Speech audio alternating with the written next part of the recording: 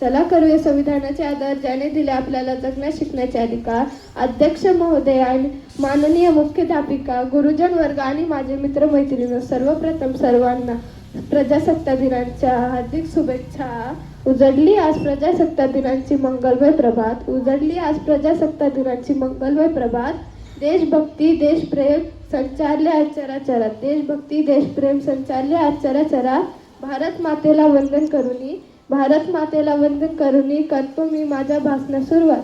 दरवर्षी 26 जानेवारी रोजी प्रजासत्ताक दिन म्हणून मोठ्या उत्सवाने साजरा केला जातो. 26 जानेवारी 1950 रोजी आपल्याला राज्यघटना लागू झाली. हा भारतीय इतिहासातील सोनेरी दिवस आणि आपला राष्ट्रीय सण आहे.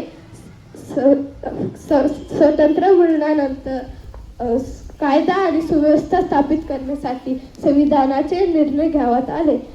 विचारविनिमयानंतर डॉक्टर बाबासाहेब आंबेडकर यांच्या नेतृत्वाखाली मसुदा समितीने राज्यघटना तयार केले. अखेर 26 नोव्हेंबरला हे संविधान सभेमध्ये स्वीकारले. 26 जानेवारी 1950 रोजी ह्याची भारतभर अंमलबजावणी करण्यात आली. संविधानाने आपल्याला मूलभूत हक्क आणि अधिकार दिलेला आहे.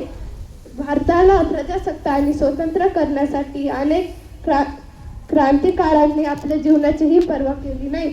शेवटी जाता जाता मी एवढेच म्हणे, हा दिवस आपल्यासाठी अमर आहे. 26 जानेवारी आपला भारत देश गणतंत्र झाला.